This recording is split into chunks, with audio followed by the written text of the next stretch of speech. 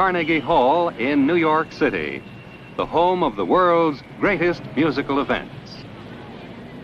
Today's event is one in a series of New York Philharmonic Young People's Concerts under the musical direction of Leonard Bernstein.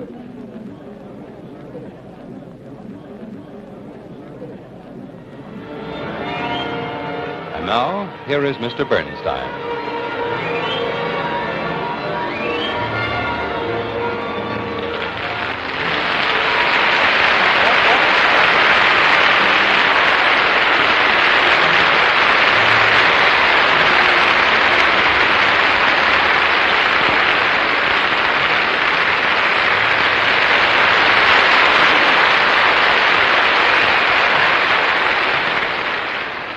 Hello again. It's been much too long, I think, since we've seen each other, and I've missed you. Today, we're going to talk about a part of music that's really exciting and really fun: orchestration. Now, this big word means a lot of different things to a lot of different people, and we're going to try and clear up what it really means. Mainly, it means how a composer goes about arranging his music for an orchestra to play, whether the orchestra has 7 men in it, or 17, or 70, or 107, which is what we have here on this stage. Now, to start things off, we're going to play you a piece by Rimsky-Korsakov, the Russian composer, who is looked up to by most people as the real master of orchestration, the composer who wrote the most famous book about orchestration, and the one that so many other composers have imitated ever since. Now listen to this last part of the Capriccio Espagnol by Rimsky-Korsakov, or the Spanish Caprice, and notice how brilliantly he makes the orchestra shine and how many different kinds of sounds he gets in 5 minutes of music, one after another, and how clear the music is, and most of all, how exciting the orchestration makes his music sound.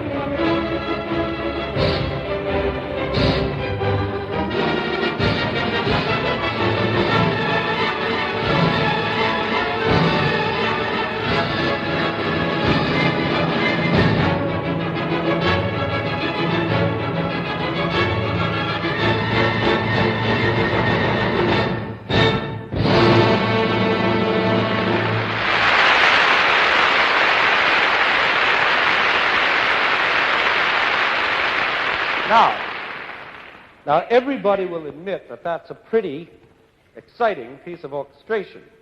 Brilliant. Now, let's take a look at one page of the conductor's score of this piece. This whole page, full of notes, is only 4 bars of music, this music you just heard. And it tells us everything that every instrument is doing in the orchestra for the duration of those 4 bars. This top part is the winds, this is the piccolo, and the flutes, and the oboes, the clarinets, and the bassoon. And then come the horns, and this line has the trumpets on it. Here are the trombones, here is the timpani, and all these lines here are percussion instruments like castanets and snare drum and so on. This is the harp. And these are the strings at the bottom, the violins, first violins, second violins, the violas, the cellos, and finally the double basses. And that takes care of everybody in the orchestra. Now,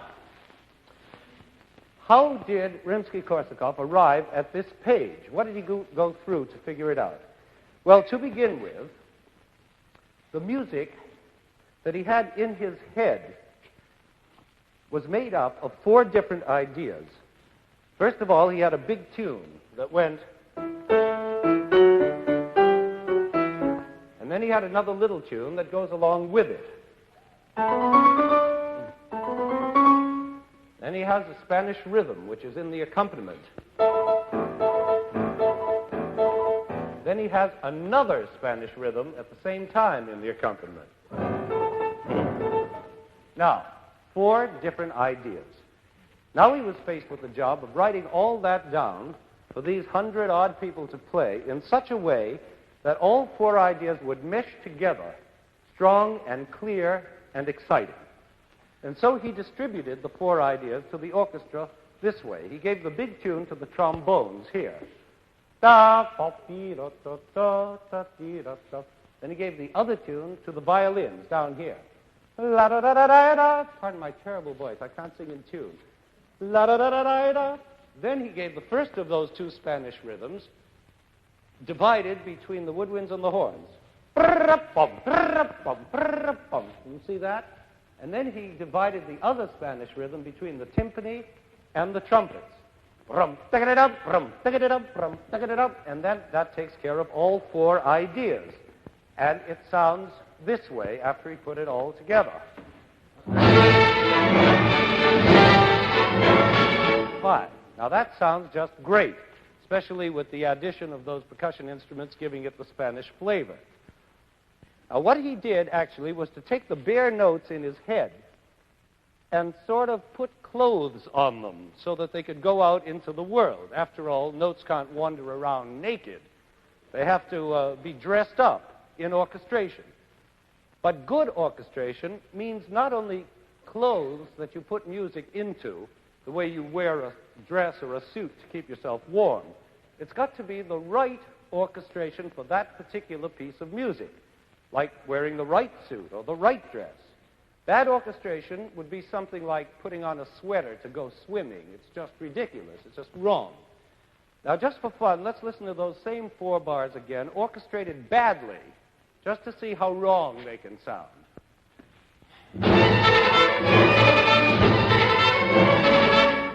You see how terrible that is? You can't hear the tune, the rhythms are too loud, and it all sounds clumsy and thick and not at all Spanish.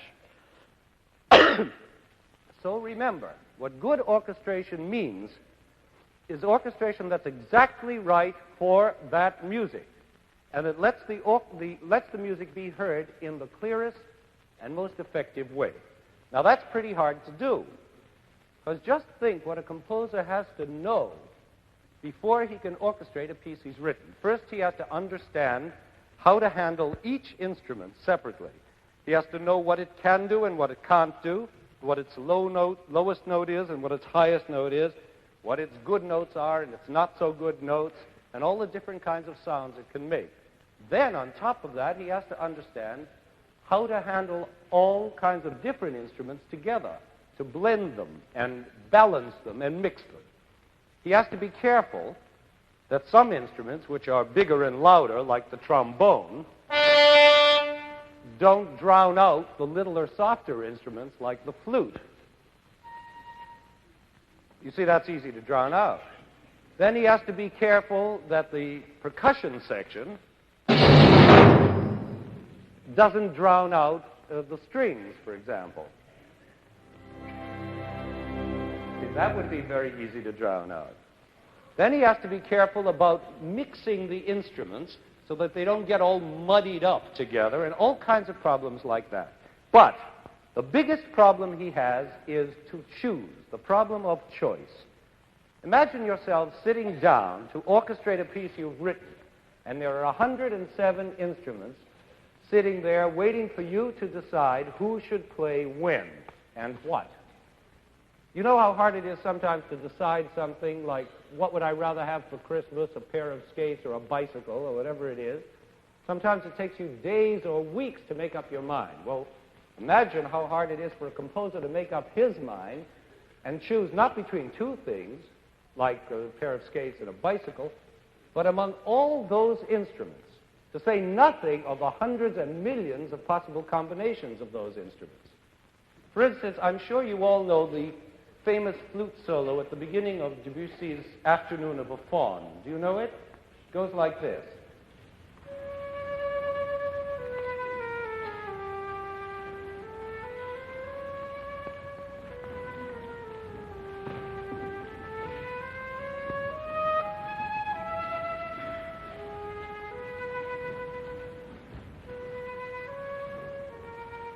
Now that's perfectly beautiful. It's exactly right.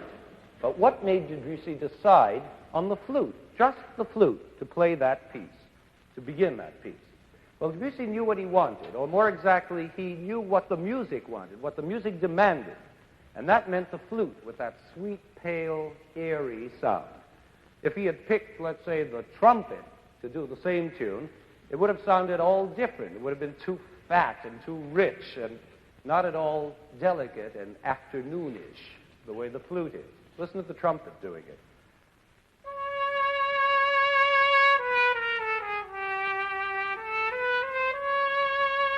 same thing, is it?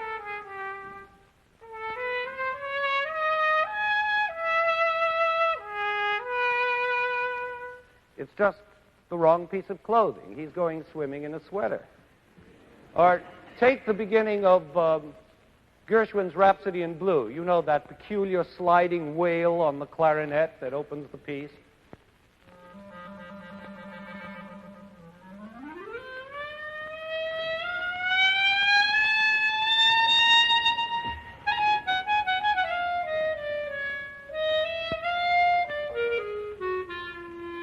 Now, imagine that tune played on, for example, a viola.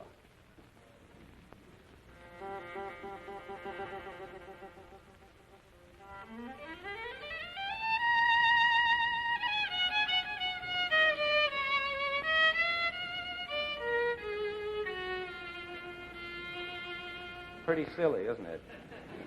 Although beautifully played. But the whole feeling of jazz has gone out the window.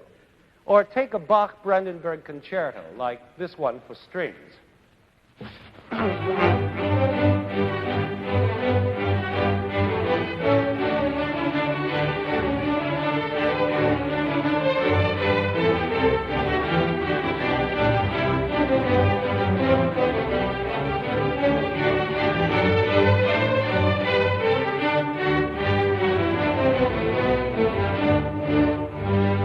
Now, let's imagine that marvelous piece played by brass instead of the strings.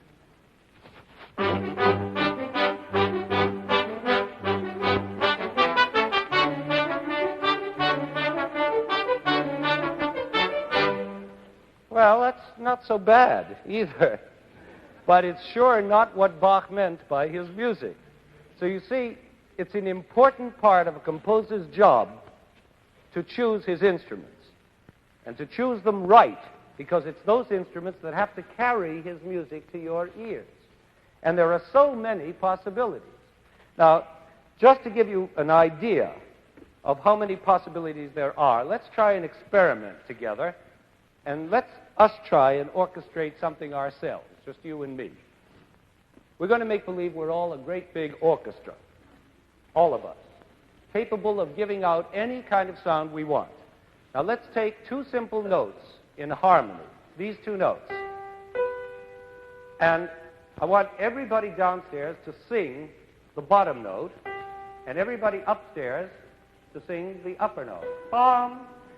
Now, let's sing the word glue to these notes. It's as good as any other word.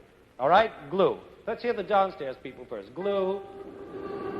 Fine. Now the upstairs people. Glue. Wonderful. Now let's hear it all together. Wonderful. You're beginning to sound like an orchestra already.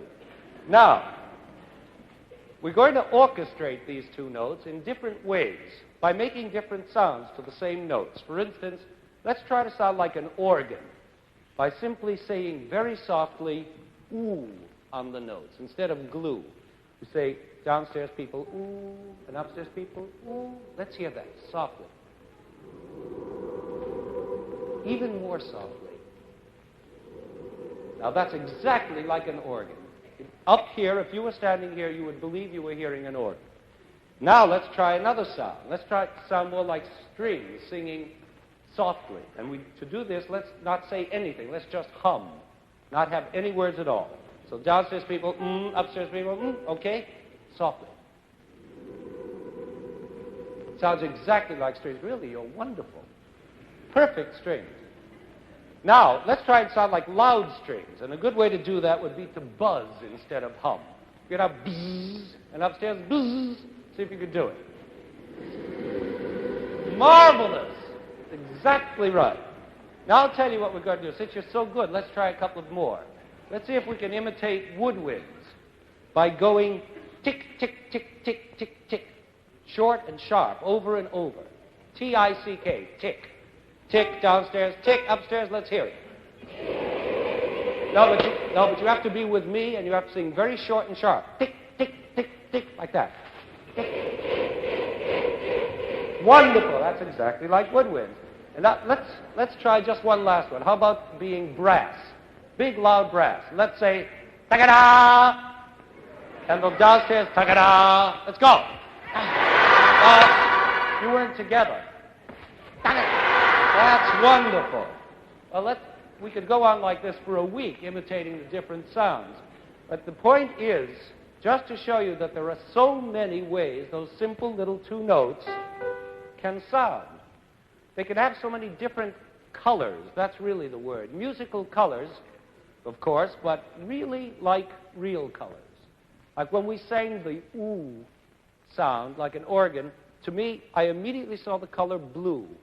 Ooh, it seemed kind of bluish to me. And when we did the humming, it seemed darker and warmer, like a sort of deep red. And when we did ta-ga-da, I always see fiery orange for this brass sound. I don't know if you see colors when you hear music, but lots of people do. I know I always do. So with all these millions of colors to choose from, a composer really has a tough job. How does he go about it? Well, there are two ways to go about it. One is what we could call a family way. And that is by writing only for instruments that belong to the same family. This would mean writing for an orchestra only of strings, or an orchestra only of woodwinds, or something like that. The other way is to mix up the instruments, putting members of different families together. And that would be more like the regular symphony orchestra you see here. The first way is more homey. It's like family relations getting together. And the other way is more like socializing, friends getting together from different families. Well, what do we mean when we say families? Well, I'm sure most of you must have heard that word over and over again, family, used whenever an orchestra is being described to you. You're always hearing about, for example, the woodwind family with mama clarinet and grandfather bassoon. You know that one. And little sister piccolo. And big sister flute. And Uncle English horn. And Auntie oboe. And all the rest of this family. Well, in spite of all that baby talk, it's still true that these woodwinds are a sort of family. They're alike because they're all played by blowing wind into them, and they're all, well, almost all, made of wood. So they're called woodwinds. And they all sit near one another and behave as a family should behave. And they have all kinds of cousins, too. Different kinds of clarinets, for instance, like the little E-flat clarinet and the bass clarinet. And then there are saxophones and alto flutes and the oboe d'amore and contrabassoons. And, oh, it's a long list. Thank you. And there's even a group of sort of second cousins called the French horns. And they're second cousins because they're made of brass, and they really should belong to the brass family, but they blend so well with either the woodwinds or the brass that they're related to both families, so that they're kind of in-laws, I guess. Here's a French horn. Thank you. Now that we've met this big wind family, let's see how they can be used in orchestration. The minute one of them begins to play, even one of them playing all by himself, all alone, then we're already dealing with orchestration. Like that part in Prokofiev's Peter and the Wolf, where the cat is being described. You remember that funny little melody in the clarinet?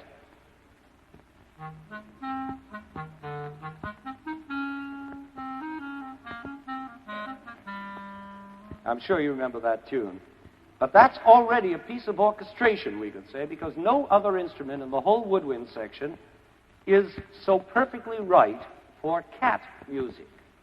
It's so velvety and dark and cat-like.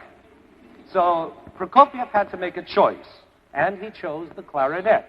And when he did that, he was orchestrating, and he was orchestrating well.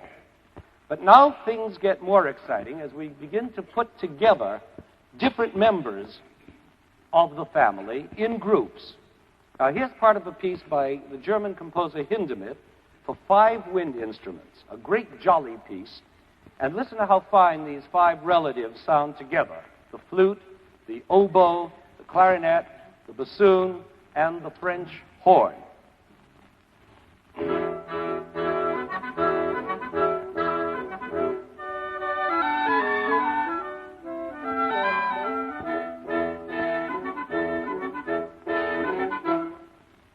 Sounds like a family, doesn't it?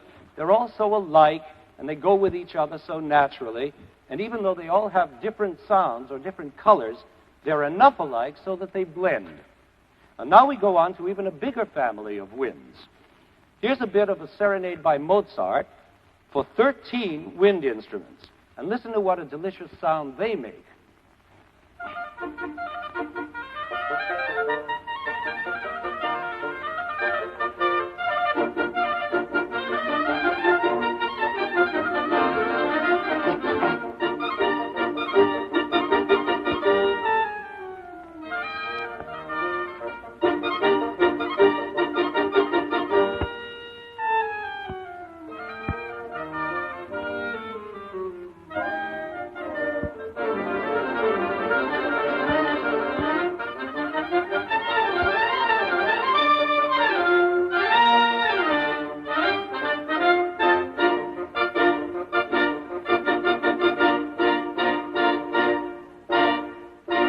Marvelous, isn't it? And this family now is getting so big that it's beginning to sound more like what we think of as an orchestra, not just a little chamber group. But it's still a family orchestra. They're all woodwinds in it. Now, the great modern composer Stravinsky has written a symphony for an entire orchestra of winds only. And he really invented some brand new colors in this one. Just listen to these final bars of it.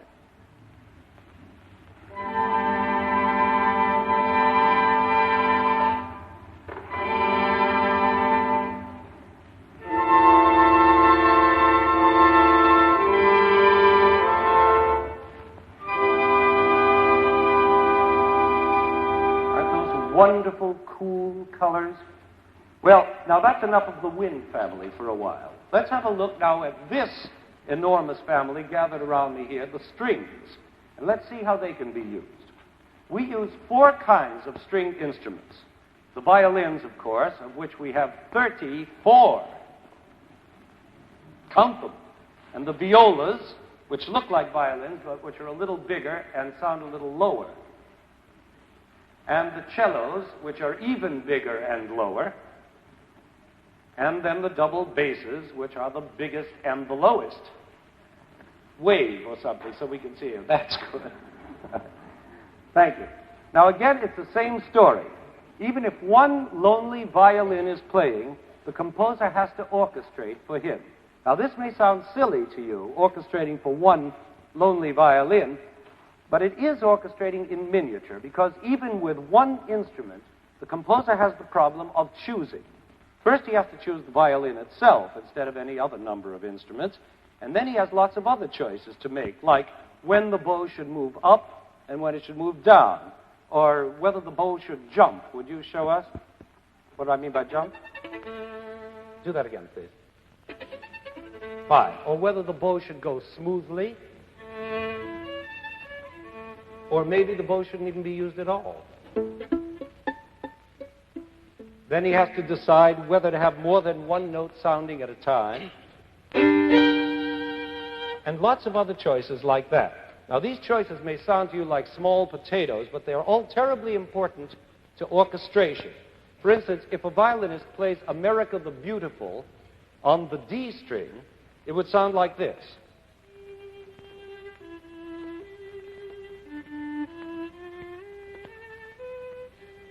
Good. But if he plays exactly the same notes, no higher and no lower, but on the G string, it would sound completely different, richer and fatter.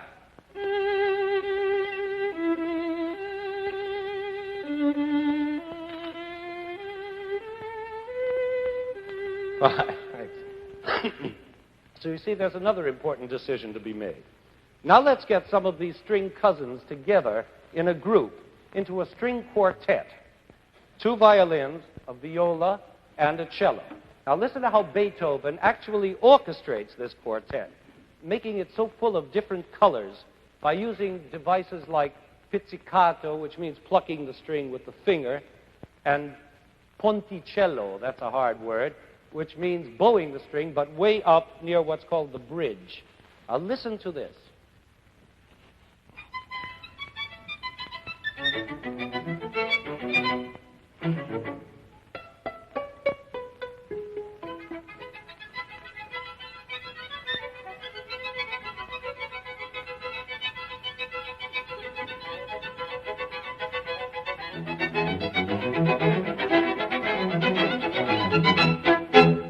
Now you see, it takes a master hand to orchestrate for four-string instruments and get all those different sounds.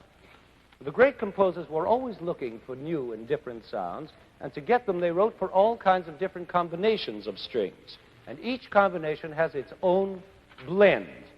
For instance, listen to how gorgeously Schubert makes this melody sound in his quintet, which is the same combination as this quartet we just heard, but with one more cello added to make it richer.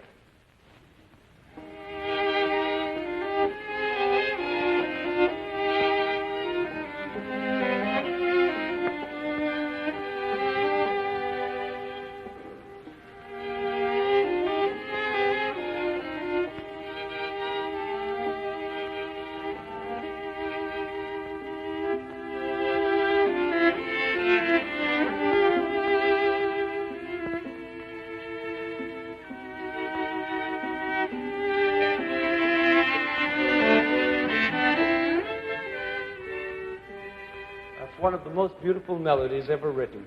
And how it sounds on that cello. I think it's maybe my favorite melody in the world. Well, we've heard a quartet and a quintet, and there are also sextets, like one by Schoenberg, and there are octets by Mendelssohn and others. And so it grows until finally we get to the full-string orchestra, all the strings you see here on the stage. And it's absolutely amazing the variety of sounds you can get from an orchestra that has only strings in it. Listen to this sound that the British composer Vaughan Williams gets by dividing the string orchestra into two half orchestras, and notice how the two groups sneak in and out of each other and change colors like a chameleon.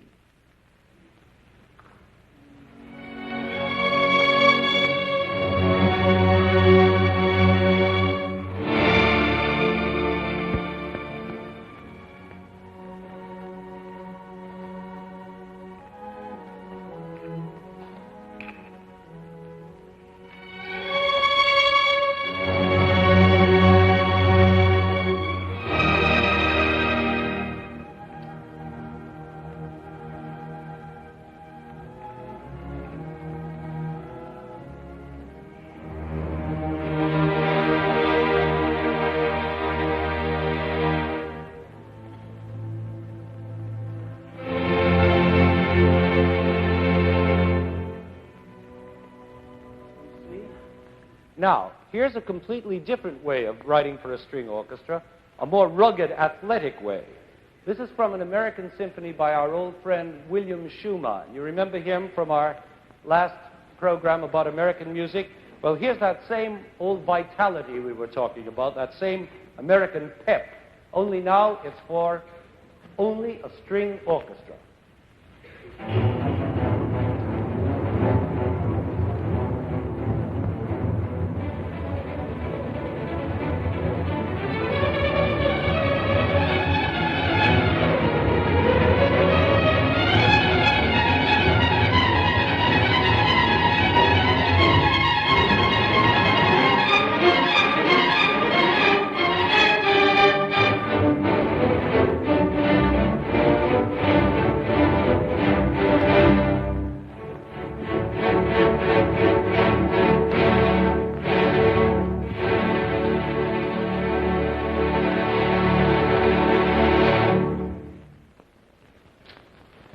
Now, where were we?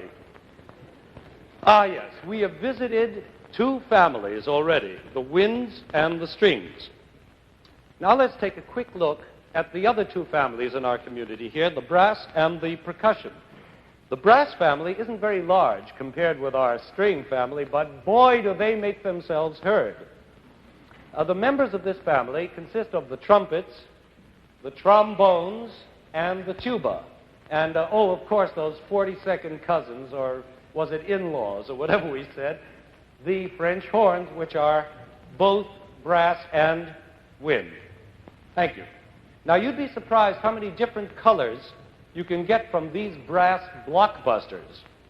They don't always have to be loud, for instance. Take this brass music by the old Italian composer Gabrieli. Listen how beautiful it is.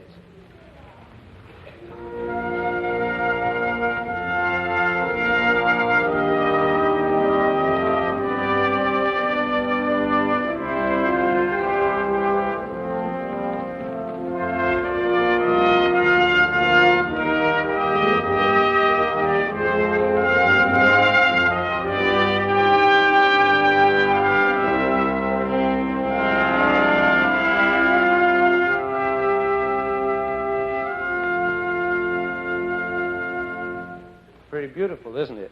Of course, the brass can also make a more familiar sound. Thank you, gentlemen. We know that one. Now, just relax while we visit the percussion family next door, and this is really a big family. It would take a week to name all the percussion instruments, but that's only because almost anything can be a percussion instrument. A frying pan, or a baseball bat, or a steam whistle, or a cowbell, or anything that makes noise. Now, the head of this family is, of course, the timpani. And he is surrounded on all sides by all kinds of other drums and bells and clickers and tinklers and other noisemakers. But they're all a family, and there are pieces that are orchestrated and written just for them, like this canon, which was written by our very own timpanist, Mr. Goodman.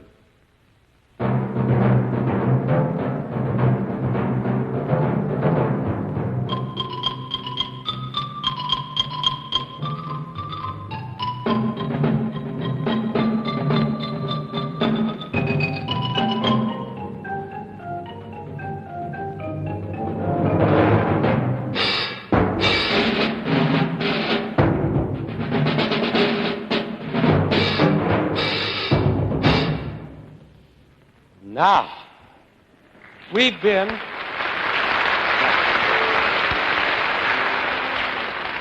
have now been introduced to all the four families. And now we come to the more complicated business of orchestrating for what we call a symphony orchestra, this whole aggregation. And here's where the family spirit gives way to the big, friendly social spirit, and the members of the different families begin to mix together. Now, starting with the smallest combination, two people sort of shyly getting together to see how they will get along, we can see the whole story in this simple little nutshell. Here is part of a Schubert sonata for a viola and piano, two instruments from very different families, but as you see, they get along very well indeed.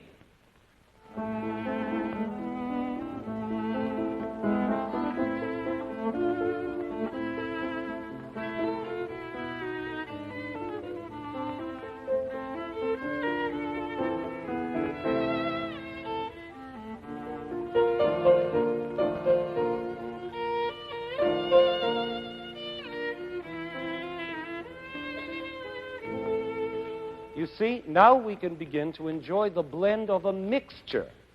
It's in a way a new sound, because the pure family lines have been broken down and a new mixed sound has been born. Now let's enlarge this new social spirit to include 7 people.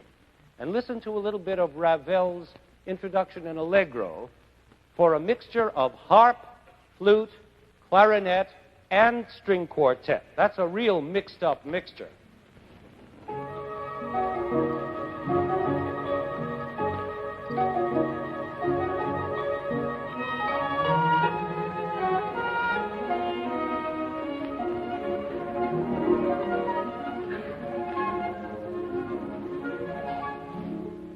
Now, here's an even more mixed-up mixture by Stravinsky again. We're going to play you a march from his ballet, The Story of a Soldier. And again, you're going to hear 7 instruments, a solo violin, clarinet, a bassoon, a trumpet, a trombone, a double bass, and a percussion, which is one man playing 13 different percussion instruments. Now, this is a really orchestral mixture because there is at least one member present of every family. There are 2 strings, there are 2 winds, there are 2 brass, and our drummer boy. It makes a marvelous sound altogether.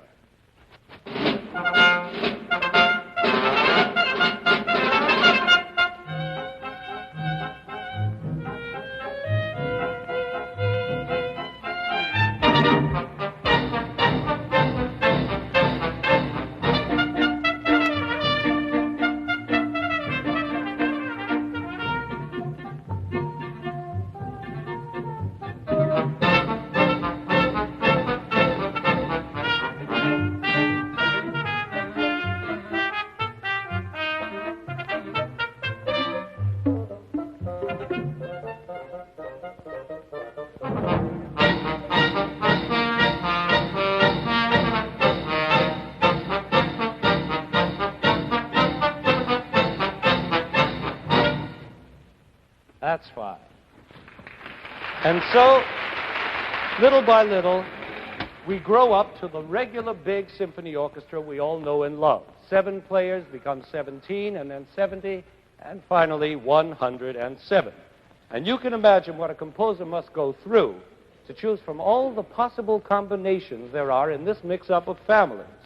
But a good composer always knows deep down in his heart what the right choice must be, because if he's good, his music will make him choose right. The right music, played by the right instruments, in the right combinations, at the right time, that is good orchestration. Now, I've been racking my brain for days to try and decide what big piece to play for you to illustrate all these points, a piece that would really show you what good, right orchestration means. And while I was thinking, I realized that almost any fine piece of music would show this. Any symphony by Mozart or Brahms or Haydn or Tchaikovsky or Franck, Beethoven, Stravinsky. And I thought, well, what will you young people really learn from hearing one of those symphonies? You'd hear beautiful orchestration, all right, but you wouldn't know why it was beautiful unless I took hours and hours and maybe weeks to explain it in all its details. Then we'd have to learn to read music and study every instrument. It would be like a whole course at a conservatory. So what I've decided to play for you is a piece that maybe isn't the greatest example of composing in the history of music, but is probably the most exciting orchestral exhibition in the history of music, the famous Bolero by Ravel. We're going to play the Bolero because it's such a marvelously clear example of how this big symphony orchestra can be used. And that's practically all it is. It's just one long tune repeated over and over, with the orchestration changing on each repeat, gradually getting bigger and louder and richer, adding to itself, growing and growing until it finally ends in the biggest orchestral scream you ever heard.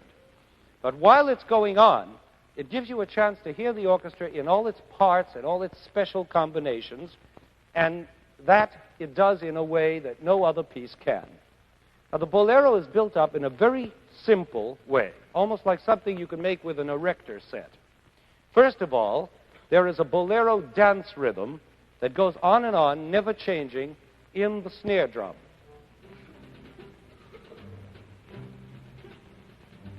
Now, over this rhythm that never stops, we hear a tune. A long, smooth, snaky melody, sort of Arabic, like very high-class hoochie-coochie music.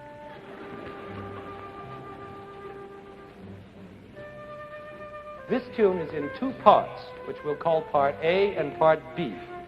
This is Part A you're hearing now on the flute.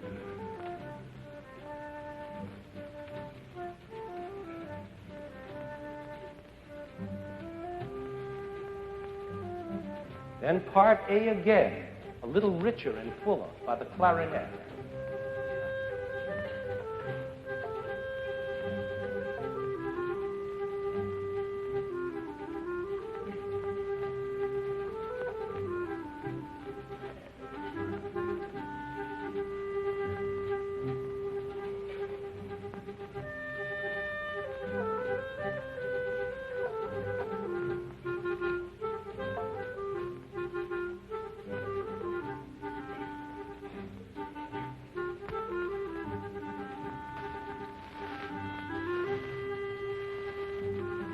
Now comes part B, way up high on the bassoon.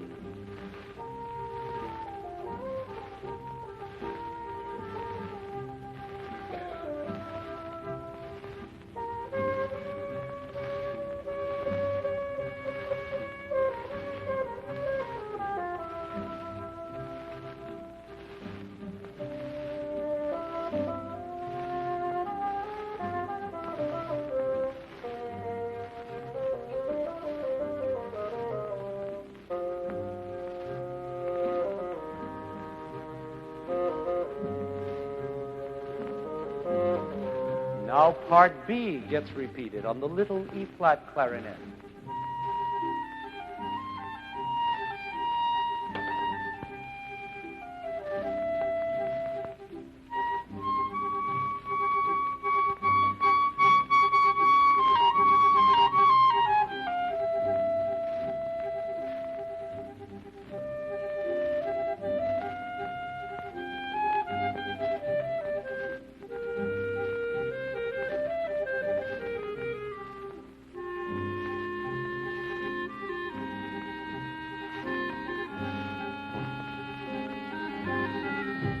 Now that makes one full section, and that's all the music there is in the whole piece. There's the oboe d'amore playing part A now. Remember him, that woodwind cousin we talked about? Now over and over again, we're going to hear part A twice, and part B twice, and part A twice again, and so on, always with different instruments, until the whole orchestra has been used up and shown off and tired out. But before it's over, you'll have heard all kinds of strange sounds and colors and combinations. And each time the orchestration changes, like now, trumpet and flute, it gets louder and richer and bigger, until by the end, everyone gets together for the big screen. It makes a really very exciting trip through the world of orchestration. So, bon voyage, and I hope you have a good time.